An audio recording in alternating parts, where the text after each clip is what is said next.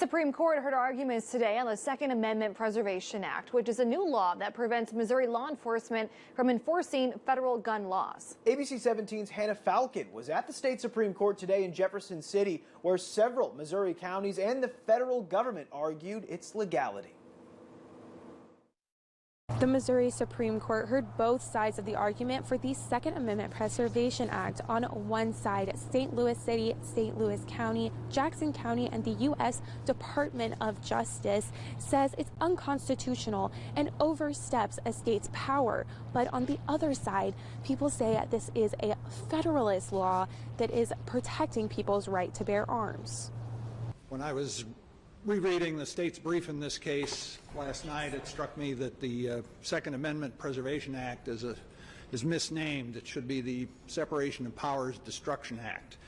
The attorney for St. Louis County, St. Louis City, and Jackson County argues the Second Amendment Preservation Act, signed into law in 2021, does not honor the Supremacy Clause, which states that the federal government and Constitution are the supreme law of the land. The law prevents Missouri entities from enforcing federal gun regulations, which got the attention of the U.S. Department of Justice. The federal government cares about this case because this law has posed substantial threats to public safety. Because of HB 85, it has become harder for us to investigate all manner of crime, including violent crime, in this state. While the federal lawyer argues the Second Amendment Preservation Act is obstructing justice, the state's lawyer focused on the procedures. He argues deciding if this law is constitutional may not be under the powers of the Missouri Supreme Court.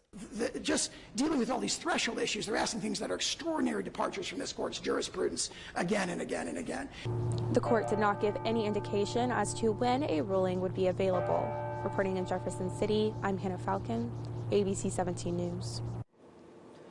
The Missouri lawmaker who sponsored the bill last year has introduced another bill this year that would expand protections for people who shoot and kill someone in self-defense. Several law enforcement groups have spoken out against it.